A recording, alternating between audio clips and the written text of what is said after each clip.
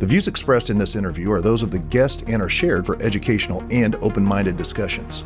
Viewers are encouraged to research and decide for themselves. They use anti-gravitational technologies to travel around. So they have a small device, a handheld device, that neutralizes gravity so that they would become weightless when activated the device. And then they use a different force to travel at 200 or 300 miles per hour at very high speed. Hello, amazing people. Thank you for joining me this week on The Ryan Files. Tonight's guest is not your average researcher. He's a certified interpreter, author, liaison, and investigator who tracked down the mysterious Michel Desmarquet, the man behind one of the most talked about contact stories ever written, the Thiaoouba Prophecy. 9 days, another world, advanced beings, warnings for humanity. Whether you believe it or not, what you're about to hear might just change how you see history, science, and even yourself. So let's get into it. This is the Thiaoouba Encounter, and you're watching The Ryan Files.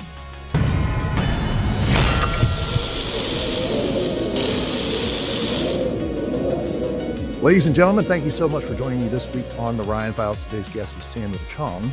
He's a certified court interpreter, professional translator, and researcher based in California.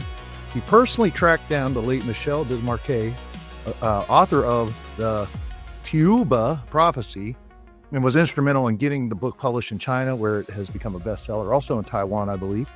Samuel has spoken around the world about the advanced science, ET technology, and verifiable details contained in Desmarquet's account of the contact with highly evolved extraterrestrials. Samuel, welcome to the Ryan Files. I really appreciate you. You reached out, and this was something that immediately caught my attention, something I want to talk about and learn about. So how you doing? Good, very good. Thanks for having me here. You've got quite a resume, man. Tell us a little bit about yourself, your background. I was born in Beijing, China, came to the US at the age of 15, went to UC Berkeley, London School of Economics, and then a university in Spain, and learned my Spanish over there. And I became a certified court interpreter and a Chinese translator. I also got licensed to be an attorney in California. Very good, man. Not necessarily one of these people that just sits around and does nothing. Very, very motivated. That's awesome. So you actually met Michel before he passed away. Tell us a little bit about the background of Michel, the abduction. Tell us a little bit about that background story, because that's really what we're going to be talking about today. And it's critical to understand the foundation. Michel was a landscaper in Queensland, Australia, in the city of Cairns. So one day he was taken by the ETs to their planet for 9 days and then came back. This is the gist of the story. I read so many books written by ET contactees already, but this book stands out because it contains a lot of the specific verifiable facts, the details that I was able to verify and investigate later. And this book actually reveals a lot of the dangers facing us on Earth. This actually is not a book of prophecy, it's a book of warnings to humanities on Earth. And I found this book very interesting because I was very interested in learning from the ETs about some of the mysteries in the world, the paranormals. For example, the Great Pyramid, how it was built, by whom, for other purposes, and why so many people disappear in the Bermuda Triangle, and what really happened in our past, and also what's going to happen in our future. Like, I was very curious about everything about the unknown, and this book gives all the answers. That's awesome, man. And you know what? Everything you just said is interesting and stuff that we talk about on the Ryan Files. This is awesome.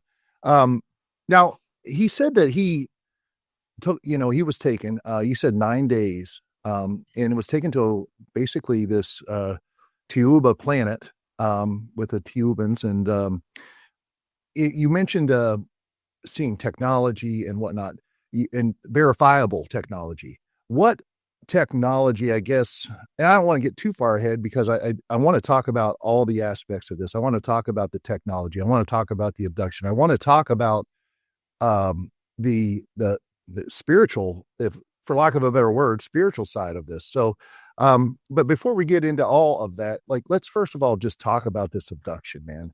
He gets taken over to this planet for 9 days. That's a long time. And he, through that process, kind of sees things that are unbelievable and whatnot. And there are physical evidences of this that can be backed up by science today, correct? Yes. To be more precise, he actually encountered a group of ETs that are highly spiritual and highly advanced. They levitated. They communicated to him through telepathy, as verified by the telepathy tapes. And also, they performed a lot of things that we would consider magic, like materializing objects. And also, they healed all the diseases that we can think of. So they never age. They're beautiful Nordic-looking ETs that are 9 or 10 foot tall. They have blonde hair, and they are just very beautiful-looking, compassionate, and loving people. They never age. They never die, because on their planet, everything is so perfect. It's just like a paradise. And there are a lot of colors and strong lights. And actually, Michel had to wear a facial mask, like sunglasses, to filter out the strong lights and colors. And he also had to be careful when moving around, because the gravity on the planet is lighter than that's on Earth. Okay, lighter than Earth. That's interesting. We, in ufology, there are all kinds of, races, I guess, of different alien types. And obviously the Nordics are one of them, and considered the, benevolent version of some of these. And you've got, grays that there seems to be some evil behind, and reptilians and all kinds of stuff. So it is interesting that we're talking about the Nordics, who are, for lack of a better word, the good guys, right? Yeah, actually, there are at least 147 different species of ETs just in our Milky Way galaxy. And Michel actually saw a lot of them on their planet. And according to this book, or the ETs tell us that there are different kinds of ETs, different levels of spiritual advancements by the ETs. And the Thiaoubans are actually living on category 9 planet, the highest category. And the Greys are very similar to us, living on category 1 planet. I think what people have been focusing attention on are the technologies from the reversed engineered UFOs that crash on Earth. But I think if you really read into the book, you're going to find out that the spacecrafts of the Thiaoubans did not and will never crash on Earth. They're so far more advanced than the Greys or the UFOs that crash on Earth. So I think we should focus on learning from the masters, not from our peers, the Greys. I understand. So basically, UFO crashes and things like that we're seeing are more than likely gray alien technology. Okay, that makes sense. Did Michel explain? Was this more of a actual physical trip, or was this more of like a astral or spiritual or some other way of traveling? Was it actually just like physically, he was physically there? He was physically there. They did that intentionally just to have him witness, experience, and also do everything possible to write a book after he came back. So I actually compare this to be the modern version of the Book of Enoch. He actually described in details what he saw and experienced. And also his son, who is still alive in Australia, can testify that he, Michel, indeed disappeared for 10 days. Yeah, that's cool, man. And you're talking about telepathy. What you said, you mentioned the telepathy tapes. Kind of expand on that. Yeah, so when Michel encountered the ETs, they mostly communicate through telepathy. And according to the ETs, they have to tune in to him, and also, but once they tune in, they can understand everything, because telepathy can cross all language barriers. It doesn't really matter if you speak German or French or Chinese. You would be able to understand everything that person says, including the ETs, other ETs. For example, if like a ET on different planets speak a strange ET language, then through telepathy, we would be able to understand everything. So telepathy is something something very unique, and they actually activated his ability to communicate through telepathy with another ET by putting their hands on his solar plex, and also to activate his pineal gland as well, so that he was able to understand all the different languages and to communicate through telepathy. Yeah, that's a fascinating subject, man. Whenever you get into it, and anytime you mention the pineal gland, it gets instantly spiritual, almost. So that's fascinating. That's how he said that all took place. You also mentioned time stoppage. That's something that we see again and again and again and again. One common variant that happens anytime there's an abduction, whether it's this kind or others. But he did experience kind of like that time stoppage, correct? Well, only briefly when he was in the parallel universe, and then once he left the parallel universe, the time continued for his journey. So they actually used the portals or orbs to enter into a parallel universe as a place to hide themselves, to come in and get out of Earth. So this is why when you read the details of the observance of people who observe the UFO or UAP phenomena, you're going to see that they always say that the UFOs or UAPs appear out of one location in the sky or in space, because the ETs use that portal to hide themselves. But once you get into the portal, time stops, and people there don't feel hunger, pain, or thirst.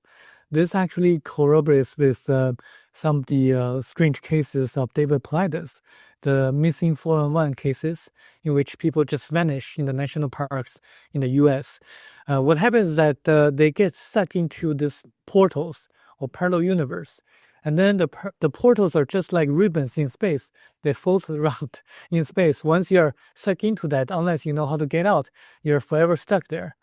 And then, according to David Paulides, in some of his strange cases, once the corpses are found, like on the ground or in waters, they appear to not feel any pain or temperature because they are naked or something in a very cold temperature. So it appears that they don't feel any pain or hunger or at all. So this matches the description in the book Thiaoouba Prophecy. Interesting. So basically, you are saying, correct me if I'm wrong, the planet Thiaoouba is in another dimension. It's actually in our Milky Way galaxy. It's a physical planet. Okay. But there's a way for them to kind of stay hidden by somehow using dimensionality to cloak or escape, or certainly to travel. So they use the portals or parallel universe to hide themselves before they come into the Earth atmosphere. So they use that portal to prevent the neighbors of Michel from seeing them. So this is always the case when you see the real ETs or UFOs come to Earth. Okay. So it'd be like, just like, boom, I've got, you ever play that game, the video game Portal? It's a great video game. You can just shoot a portal and go through one and come out another. Are we talking about obviously that's very simplified, Samuel, but are we talking about like they have the technology to like, boom, put a portal right here beside me, I go through and I end up on Thiaoouba? Is that kind of what we're talking about? It's actually a little bit more complicated than that. Okay. So they have to go into deep space and then use teleportation to move themselves into another location in deep space, and then travel at a few times faster than the speed of light to their destination. So they have to do that in deep space because otherwise, according to them, their spacecraft would have been exploded. Oh, okay. So it's like, and I mean, you see this on Earth, certain ley lines, energy lines, things like that. I imagine probably in space there are the same things, and there are certain points, I'm guessing, where these portals can happen. Is that it, or is it just they got a portal gun and just boom, anywhere we want, but we're in deep space, we can make a portal? How's that work? It's more like once they're in deep space, they vibrate themselves into the speed of light. so that the spacecraft disappears, and then they move the whatever the electrons or whatever they have into another location, and then they restore the vibrational frequency into the normal frequency so that the spacecraft appears again. So they do that. So it's not as simple as what people might imagine. I got you. That's some real, that's some crazy technology. But I will say again and again and again, frequency, vibration. You heard it from Nikola Tesla. You hear it from so many people. Modern day, like the top physicists out there, are all talking about it and how if we could just wrap our heads around it, the technology or just the understanding, and how it also relates to consciousness. So we'll get into that in a second, which is fascinating. But let's talk about their world. You went into a little bit of detail about it, but like the environment, obviously these people, as you said, they live forever. They live in a perfect world. What does that look like? It's really like a paradise. They don't die. They have plants and they have animals like a horsewoman. They have dolphins. They have cattle, and they don't eat as frequently as we do. They eat only about once every 2 days or so. They eat some kind of like powders of different colors.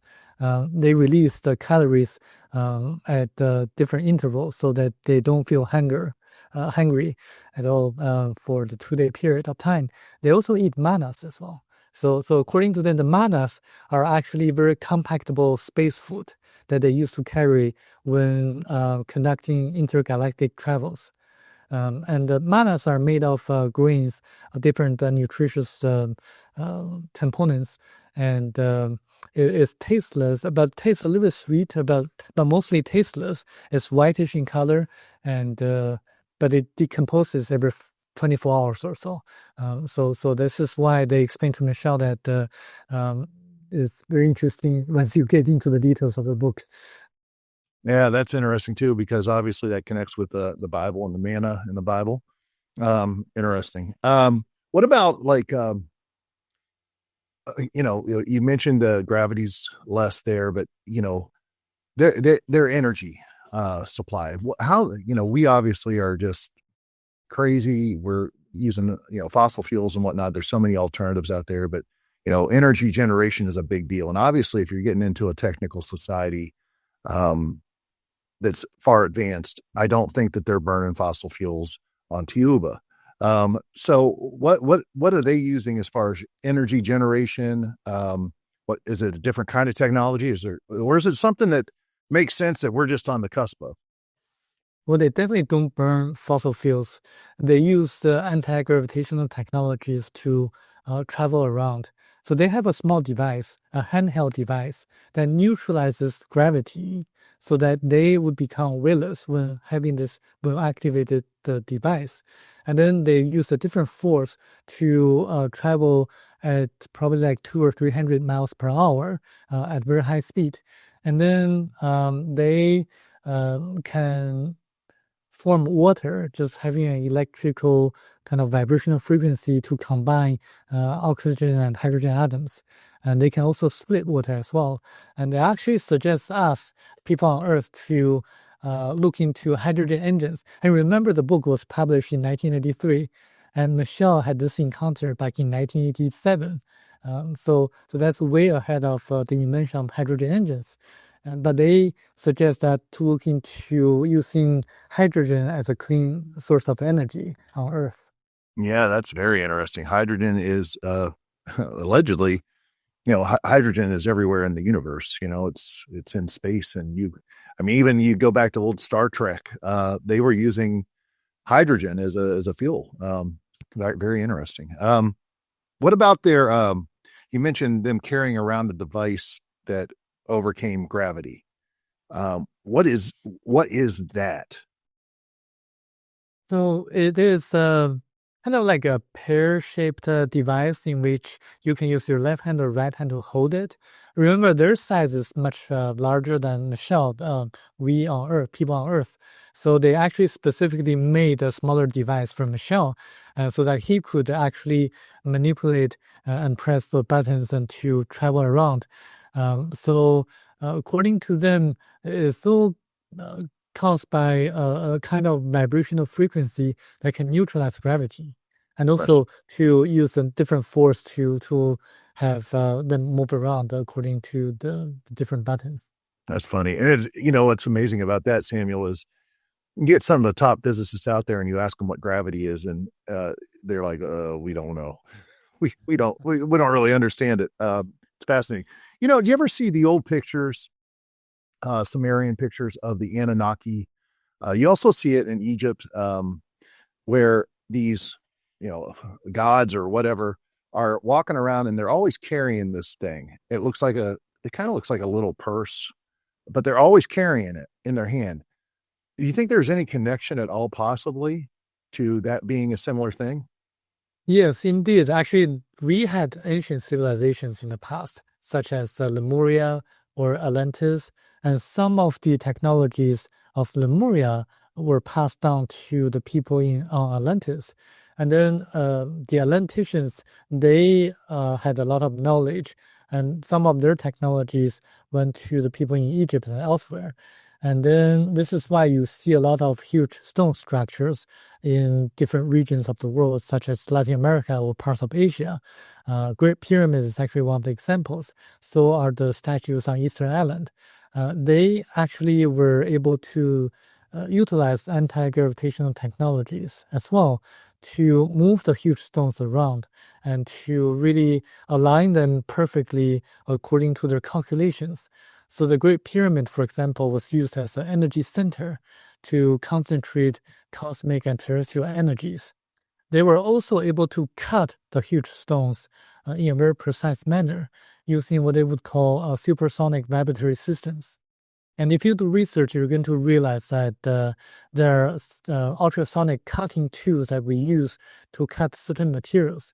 And there are also studies saying that certain ultrasonic systems can make hard objects soft, becoming like jelly-like materials.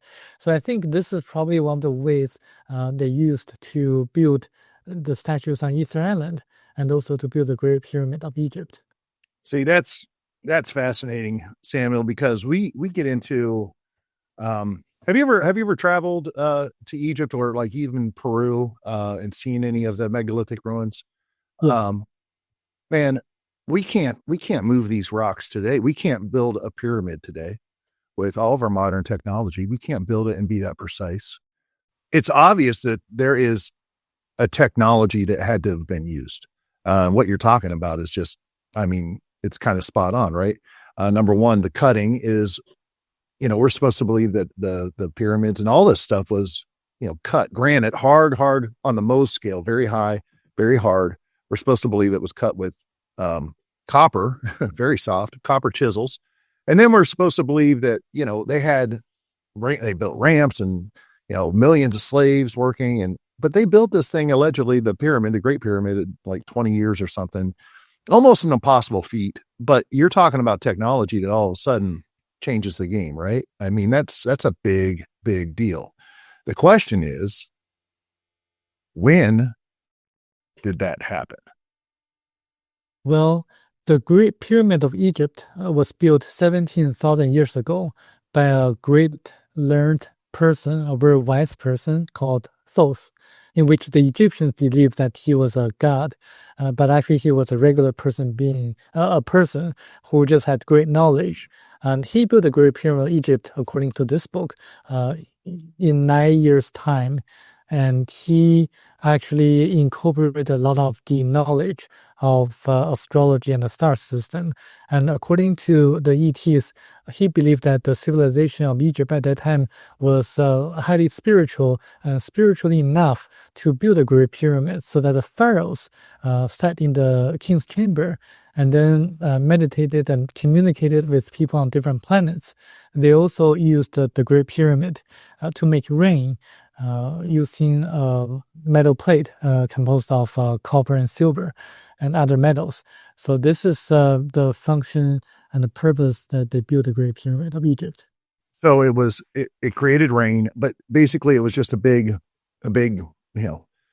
universal telephone almost, where you could connect to different places, planes, planets, peoples, aliens, all that. Is that basically it? Yes, it's basically an energy center, and the recent discovery of the underground structures of the pyramid kind of proves the point. It's not really just a structure above the ground. There's more into that. They use the structure to make it become an energy center so that it can capture the energies, the rays, so that it can be used properly. Okay. And Thoth, he's an interesting character in Egyptology. A lot of stuff about him.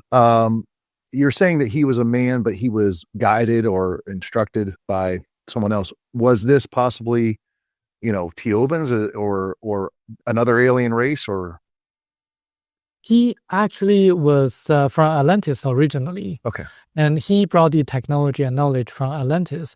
And the people in Atlantis, they were actually colonized by the people from Lemuria.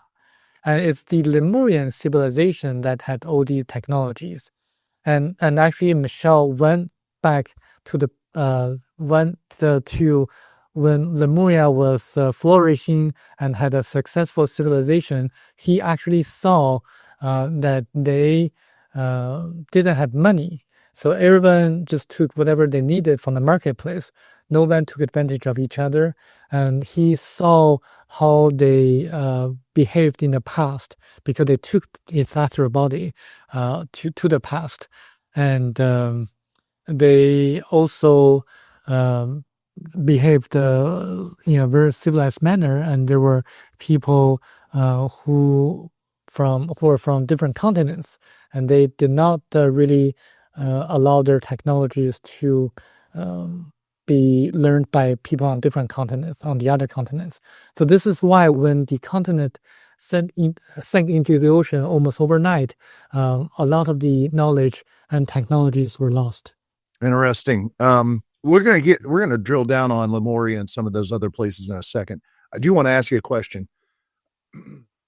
And you find this in just about all ancient texts, religions, whatnot, including from the Bible to Sumerian to you name it, in Egyptian, certainly. Thoth was this guy that had a ton of knowledge. All right. And as you said, built the pyramids. There's these alleged halls of Amenti. And I know maybe you're not caught up on this. I just figured I'd ask because they say that under the Great Pyramid are the halls of Amenti, and that's where Thoth's tablets are, the emerald tablets that have all this knowledge written down, basically the Akashic record, so to speak. Can you expand on that at all? Do you know anything about that? It's interesting. I read about it, and not everyone knows all about that. This is actually the reason I tracked down the author when he was living in Vietnam. I wanted to learn what else he knew but couldn't write in the book. This is one of the things that he knew but didn't put it in the book. He says that there are 3 chambers beneath the Sphinx that contain technologies and knowledge that once they're opened, everything will be known. But only when we are ready can we open the 3 chambers. Ready by what he meant was ready spiritually, because we are still having a lot of wars here. And if we have advanced technologies, we can easily destroy ourselves. So we have to learn how to coexist and live harmoniously and understand that we are all the creations of the Creator, so that we don't have wars. Once we are ready, once we understand that, then can we open the 3 chambers. All right. Yeah. And so, talking about peace and a peaceful civilization, let's get to Lemuria. Because first of all, some people listening to this might not understand Lemuria. Okay. Give us a brief history of what Lemuria was, where it was, and what happened. Lemuria existed in the past in the Pacific Ocean. It actually came out of the ocean back about 300,000 years ago when certain asteroids hit Earth, actually much longer than that. But what happened was that there's a group of people from a different planet called Arimo X3 that wanted to migrate to a different planet because on their original planet, there was overpopulation issue. So they really wanted to find a planet to migrate some other people. And then they did the exploration and they found Earth and they decided to migrate here. But they encountered resistance from the Chinese people who were living on the northwestern corner of Lemuria. They didn't want to have a war with the Chinese there, but the Chinese were very suspicious. I am Chinese, so I know that. So they retreated back to the far side of the moon and built an ET station so that they could migrate their people step by step. And they did that slowly. And then, so this is why some people say that there are artificial structures on the far side of the moon. Yes, there are. And so they began to build canals and structures and the Great Pyramid on Lemuria. And they had a very spiritual belief system in which they believe that the creator created everything and then we have reincarnations. This is their belief. So once their king passed away, they did not mourn. They celebrated because they knew that the king, the astral body of the king would have another exciting journey ahead of him. So they didn't really mourn once people died. They celebrated it. Interesting. And so, and if I'm not mistaken, Lemuria in the Pacific, obviously disappeared because of whatever the cataclysm was. There was obviously a cataclysm. They say that the continent or the islands of Hawaii, Easter Island are remnants of that great continent, if I'm not mistaken, correct? Yes, that's exactly right. And also when Michel went to Lemuria in the past, he observed that the people loved flowers. And if you go to Hawaii, you're going to see the locals, they love flowers too. And actually the ancestors of the Lemurian continent came from the planet of Arumac 3. And the ancestors of the Hawaiian people and Easter Island and the Pacific Islands are actually the Polynesians. And actually they came from, according to this book, that planet Arumac 3. That's very interesting. Very interesting. Easter Island, that's always something that's fascinated me. I was in Santiago, Chile last year and at the airport and I saw, the flights over to there. And I'm like, man, someday I got to get over there just to see it. These Moai statues are massive. And allegedly, the heads are sticking out, but they're full body buried. And they're just, what were they? What are those? And are they in any way connected to this ancient technology in Lemuria and everything else? So back then, because their civilization was highly spiritual, they were in constant contact with the people from Thiaoouba. So the ETs had frequent visits. They actually were in constant communication with the king of Lemuria and helping them to colonize other parts of the world, such as India and parts of Latin America. And this is why when you see the Indian gods or goddesses, they appear to be angelic-looking people, but you cannot distinguish whether they're male or female because the Thiaoubans are hermaphrodites. So they are not male or female. And they built the Moais on Easter Island just to commemorate the ETs from Thiaoouba.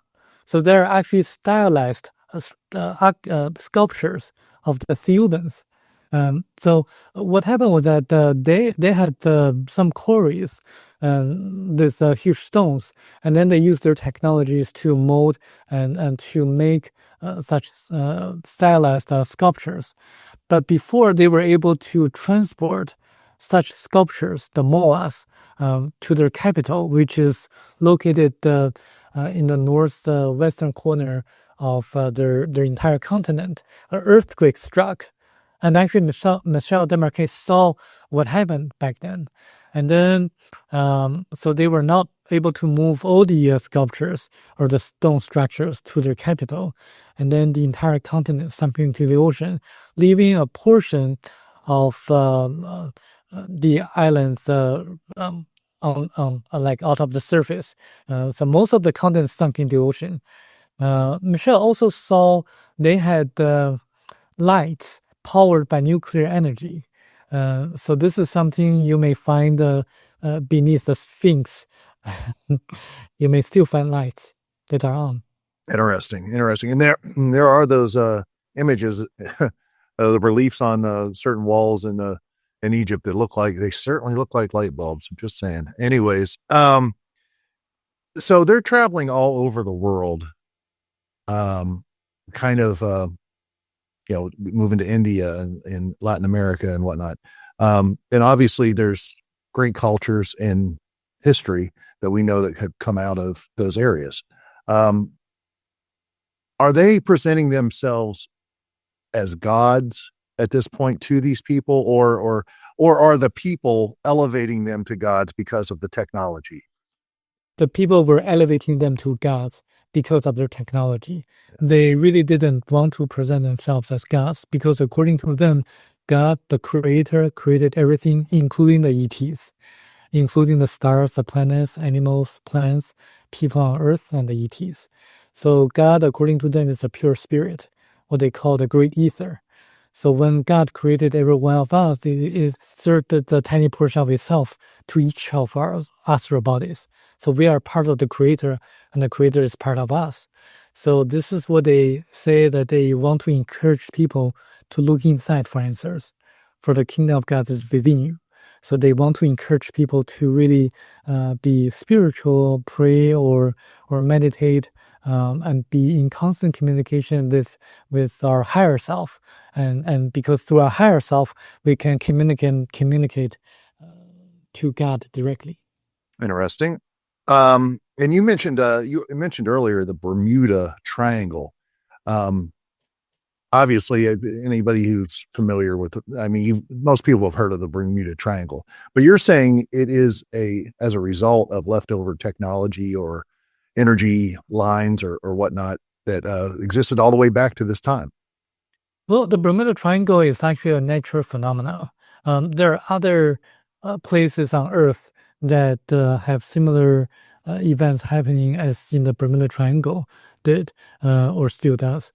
It's actually there are portals in different locations in the U.S., in China, and in Europe, in Africa that when people, ships or planes kind of get close by to those portals, they get stuck into that. So unless they know how to get out, they are forever stuck there. And there's a distortion of time and space when they get into the parallel universe. And I think this is pretty interesting because the ETs tell us that the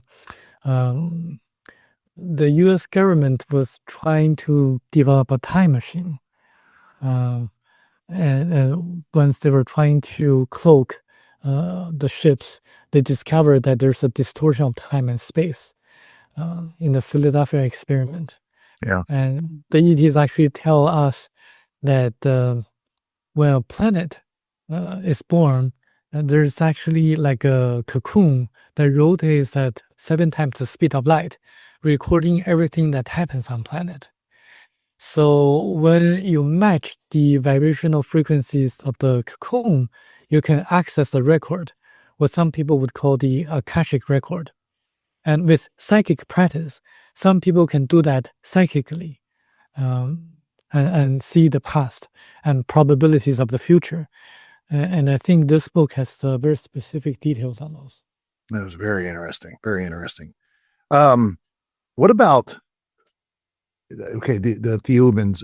Obviously, they are an integral force in the development of the human race, according to your book. Are they still around today, and are they influencing nations, culture, any way, shape, or form, anything? Obviously, they picked up Michel and they wanted him to relay a message, but are they in any way, shape, or form? Because we hear about it.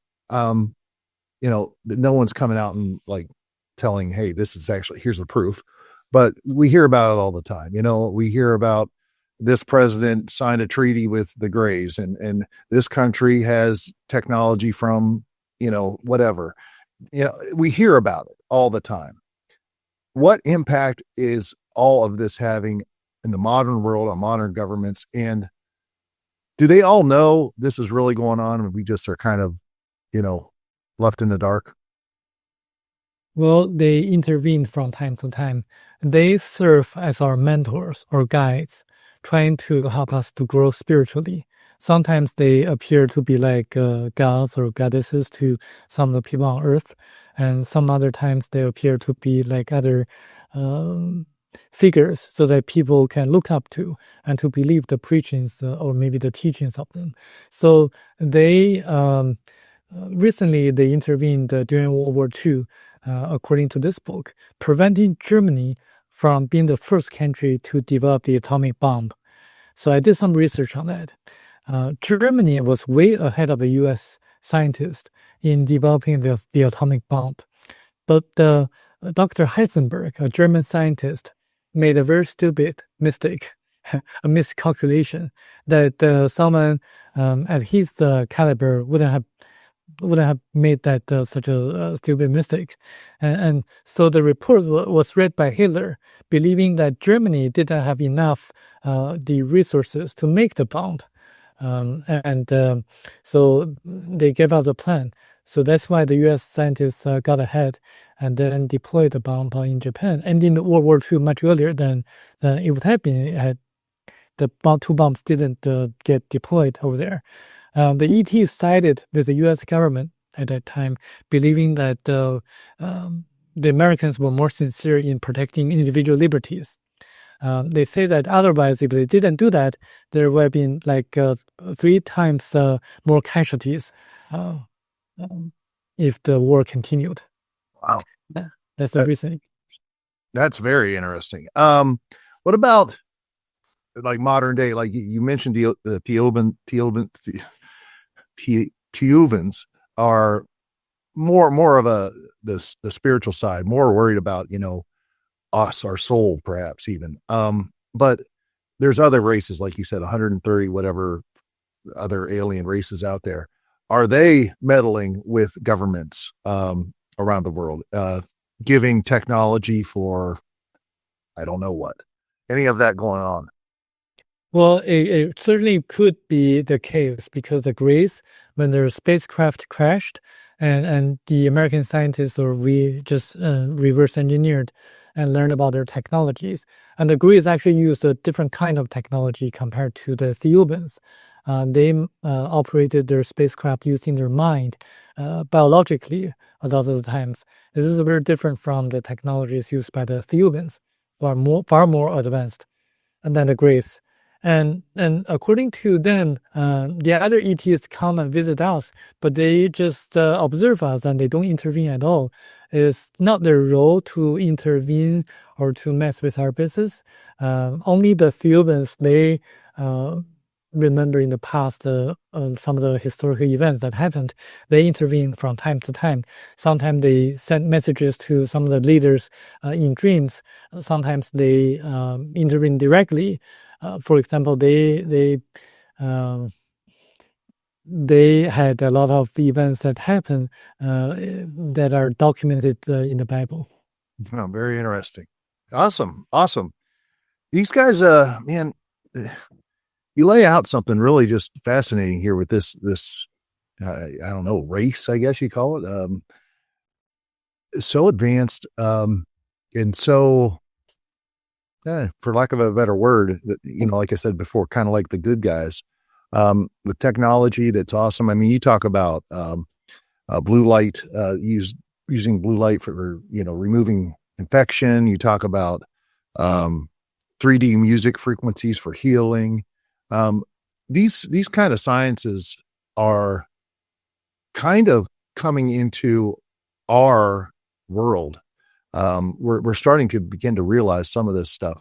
Is that because it's just a natural course of humanity's development, or is this in some way, shape, or form been kind of injected into us, our culture or our science by the Thiaoubans. This is, I think, our natural course of development or discoveries. And I think the technologies mentioned in the book are not really explicitly just for us to imitate. I was convinced of the truthfulness of the author because of the details in the book. The ETs did not say that we should use blue light to disinfect ourselves. It's actually just naturally described in the book. When Michel entered into their spacecraft, he went through a process of disinfection. And they did that using yellow light and blue light. But if you do research, you're going to find out that certain wavelengths of yellow light and blue light do have antibacterial, antiviral effects. It's actually proven by scientists at Harvard Medical School and also other well-known established institutions. There are a lot of interesting details like this that deserve special attention. For example, when it described the past, it actually talked about when Australia was connected to New Zealand, when Antarctica had a mild climate, just like was now today's southern Russia. So it actually incorporated plate tectonics, the drifting or shifting of continents over time. It actually incorporates a lot of the species that still exist on Earth that were actually brought by the ETs to us. We were actually human beings all from different planets originally. And the book has a very interesting explanation on why the Hebrews were the chosen people and why Jewish people excel at whatever they do nowadays. And I did some research on that. The Jewish people account for less than 0.3% of world population, yet they are 22% of all the Nobel Prize winners. And the book has a very interesting and logical explanation on why that's the case. And the book has a lot of very interesting and specific details that I think most people will need to read the book a few more times in order to catch the details. Fascinating, man. And that's basically, the nutshell in all of this. I mean, the technology is fascinating. The story is compelling. All the science behind it and the history behind it, all that fascinates me. But it really does boil down to this one thing, and it's basically, what is the message, for humanity in this? Because it feels like this, for lack of a better word, abduction happened to Michel in order for him to be able to relay a message. And that message is kind of the crux of the book, if I'm not mistaken. So, all the other details are great and very fascinating, very interesting, and eye-opening. But that's really the question, is what is the message then out of this for humanity? I mean, because we are not, the world is crazy. There's no doubt about that. And it seems like, unfortunately, sometimes it seems like it's only getting crazier. So what is the message, I guess, what's the next step? The message is that we should empower ourselves with the knowledge to be more spiritual. And if the technology develops so fast, and while the spiritual development does not keep at the same pace, then we're going to be heading a catastrophe. So it actually brought up the 4 dangers on Earth. Number 1 is money. Number 2, politicians. Number 3, journalists and drugs. Drugs meaning hallucinogenic drugs. Number 4, religions. So it's saying that we should be spiritual, follow the teachings of Christ, and also be spiritual and to help one another, because we are all the creations of the Creator, and love one another like what Christ taught, and also just to be alert on what's happening around us, because there are a lot of things that deserve special attention, and to really think more independently, because a lot of industries are actually manipulated or controlled by by a group of people who want to make more money, who want to serve the interests of their shareholders, like the education industry, the energy industry, the health industry, and likewise. There are a lot of different ways we can make our lives better, but those different ways may not necessarily be profitable for some of the industries or companies. We should be aware of that, and we can make better choices in our lives once we have the knowledge. Doesn't it seem sometimes, Samuel, that that's an uphill battle that you might never, ever get enough traction? I mean, I'm not trying to be a doomsday person or negative. I'm not a negative person at all. But what you just laid out is the truth. It's not, it doesn't matter your worldview or anything. Everything you just said is just, it's truth. And the systems in place in all over the world are in place, and they're, everything's controlled by those with the money, those who want to make the profit, and are making the profit. And it seems like that separation between the haves and the have-nots is always growing. But you're indicating that there is a way to combat that through this philosophy. Yes, actually, the ETs give a solution, which is to empower ourselves collectively through nonviolent resistance, to rise up against the tyrannies in the world through collective actions. It is saying that if we work together and have a strike, then each one of us would lose very little. But the financiers, the special interest groups, will lose humongously, meaning that for each hour we stop working for them, they would lose hundreds of millions of dollars because they rely on our labor to profit themselves. So it is kind of suggesting that we should follow the footsteps of what Gandhi did in India, using nonviolent resistance to really have a strike, because there's a force of inertia. Once a certain catalyst starts, then everyone will become will be able to realize that by acting together, we can really make great changes happen. This book changed you, didn't it? Reading it. Yes, it did. And obviously there's a passion that you talk about this that's evident. And it's become, you said, a bestseller in China and Taiwan, correct? Yes, it's published as a science fiction in China, as a nonfiction in Taiwan. Okay. What would you suggest to people as far as like why they should go out, get this book and read it? Because it actually has a lot of specific information that can help the day-to-day people who are struggling themselves, thinking how to respond to certain challenges.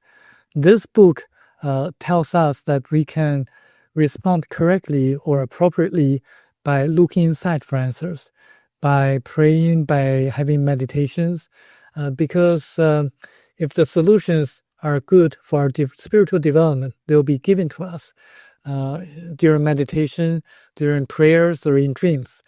So the book actually tells people not to be influenced by the narratives of the government or the media, but look inside, because you are the creation of the Creator. You can communicate directly with God. Interesting. I think about this stuff quite often, and you wonder, you always look to the future, like, well, what's the world going to be like in 10 years? I wonder, as much as I ponder that, I think as human beings, we do ponder that. We always strive, I say we, and I'm probably wrong by saying we, because I don't know that everyone does this, but in general, I think good people strive for better, in some way, shape, or form, for humanity as a whole, for peace, for security, for being able to take care of your family and your friends, and to have relationships and to love people and all of that. But are there forces that potentially are of alien, makeup, that maybe find a profit, so to speak, by combating that and influencing things on this world? Well, if you're talking about the negative forces, I think it's the free will of some of the people in the world. It's not by the ETs or evil aliens. The ETs are mostly benevolent. If they're not benevolent, then they're prevented from being in touch with us because there's a universal law of non-interference. If people have bad experiences with the ETs, then they can think about whether their experiences were due to man-made scenarios or hallucinations, or maybe vehicles, man-made vehicles, like the cattle mutilation. I think that's probably man-made technologies by people on Earth. The ETs, by and large, respect our free will. If you really read into the ancient scriptures, you're going to realize that it's always the free will that causes a lot of the deviations from our journeys on the spiritual path. For example, if someone tells you, like, there's an apple, don't eat it, and you decide to eat it, then this is the free will at work. So that's the thing. I think in the ancient times, a lot of people used they used the parables to explain certain things. For example, if we are to really explain the dangers of the atomic bomb to a caveman, we have to explain saying that it's a huge fireball, it's very dangerous, and don't really get close to that. So we have to use a lot of analogies and things like that. So this is what happened in the past. And I believe that this book, Thiaoouba Prophecy, is actually the modern version of the book of Enoch. So if you know what happened in the past, you're going to realize that after the book of Enoch was written, 40 or 80 years after, Noah, his great-grandson, was told to build an ark. Michel Desmarquet was instructed to write the book, and the book got published in 1993. And you can imagine what's going to happen in the future. But remember, the past is fixed, but the future is changeable. It depends on our collective consciousness, our actions. So I'm hoping to change the course of the future for the better. And it actually, I think we can do it. Awesome, man. I like that. I like a little positivity out there. That's great.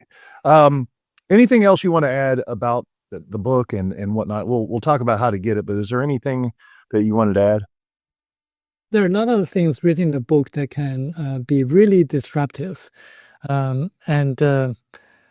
this book has been the best investment I ever made in my entire life. You can get a book anywhere if you just do a search. And I suggest people, I encourage people to read it. Okay. Final question for you, and it's been awesome having you on, Samuel. I have to have you back sometime. I just like you. I like your heart. I like your mind, and I appreciate you. Final question. As I said before, sometimes we think about the future. 10 years down the road, 20 years, 25 years, 50 years, whatever it is. Where do you see this world? It really depends on how we work through the system and to wake people up. I know we are doing the work, but there are still a lot of people who are sleeping right now. If people wake up, then we're going to have a bright future. I don't believe in a lot of the prophecies because really, even though certain events in the future are fixed, it largely depends on our actions. It's just like the questions or problems examination are fixed because they're actually made by the teachers or examiners. But how you respond to the questions or problems depend on how you prepare yourself. So if we prepare ourselves well, we're going to have a perfect score on the exam. If we don't, then we're going to fail. So there are two different consequences. Interesting. Well, let's prepare for the test, and I think that's what this is about. So I appreciate you. You're fascinating. Is there a way, do you have any website yourself, anything like that, where people can follow you or get any of your work or future work? Yes, they can find me by searching my name on the search engines. They can also find the book on Audible, and the book will be published or sometime next year by Bear and Company. But you can find the book right now as a self-published book on Amazon. Excellent. Man, you're awesome. I appreciate you so much. I like your heart. And thank you so much for joining me this week on the Ryan Files. Ladies and gentlemen, the one and only Samuel Chong. Thank you. Thank you.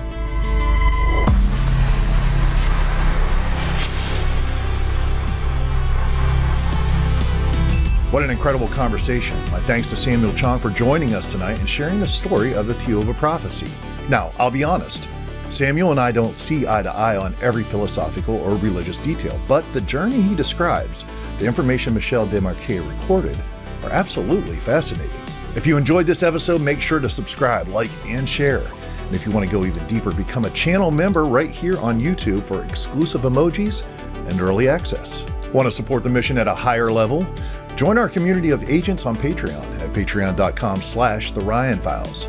And remember, the headquarters for everything wild and weird is theryanfiles.com. You'll find links to our merch, upcoming guests, and even a form if you have a story or book that belongs on this show. You folks are awesome. Be amazing, be positive, and stay curious out there, my friends. And I'll see you right here next time on The Ryan Files. Are you not curious? Preparing to transfer the Ryan Files. Now. I present to you, with great intrigue and wonder, the Ryan Files.